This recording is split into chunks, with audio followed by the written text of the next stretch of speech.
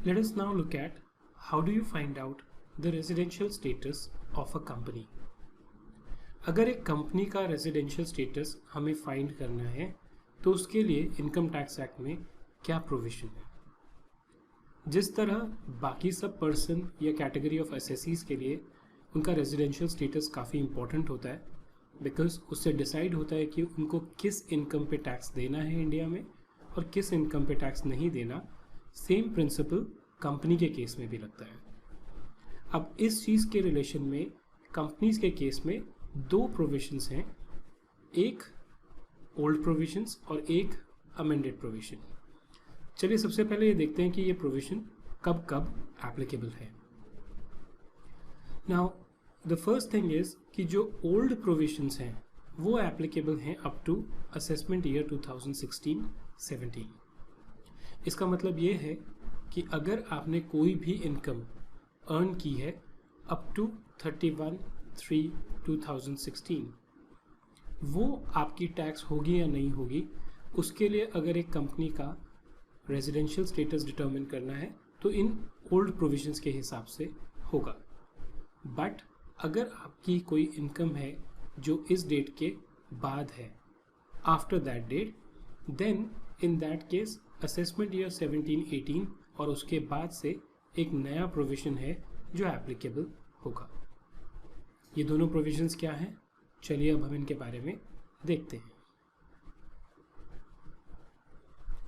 So when you talk about the pre amended provisions, मतलब amendment से पहले के प्रोविजन, जैसा मैंने आपसे कहा ये एप्लीकेबल कब तक है, अप टू असेसमेंट ईयर 2016-17, यानी for income earned up to 31/3/2016.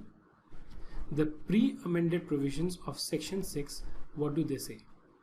Section 6 subsection 3 of the Income Tax Act 1961 provided that a company is said to be a resident in India in any previous year.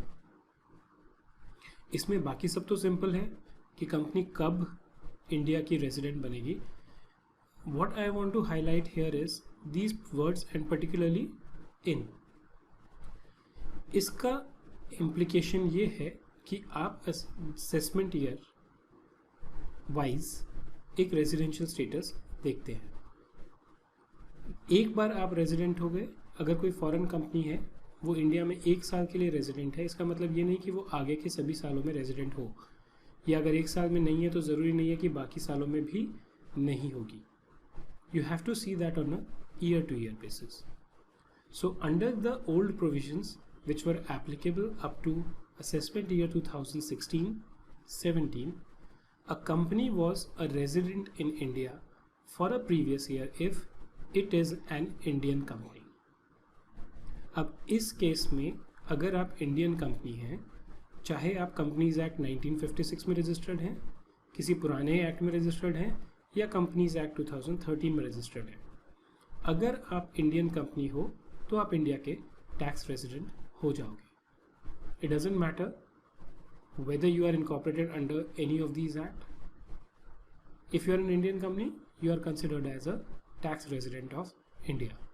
इसका implication ये है कि हर Indian company की global income, चाहे वो income India में हो चाहे इंडिया के बाहर हो, वो इंडिया में टैक्सेबल होती है. ऑफ कोर्स अगर आप इंडिया के बाहर कुछ अर्न करते हैं तो उसका आपको क्रेडिट मिल जाएगा टैक्स का, लेकिन फिर भी उसके ऊपर टैक्स इंडिया में कैलकुलेट होता है. सेकेंड कंडीशन है कि ड्यूरिंग दैट ईयर, मतलब during that relevant previous year, the control and management of its affairs is situated Holi in India. अब इसका इम्प्लीकेशन क्या है?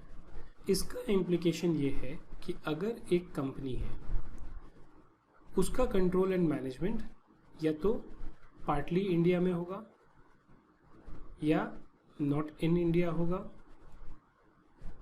या होली इन इंडिया होगा.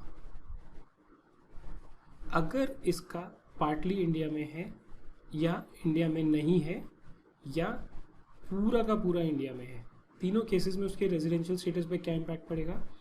During that year the control and management of its affairs is situated Holi in India. मतलब it is only if the entire control and management is in India that you will qualify as a resident.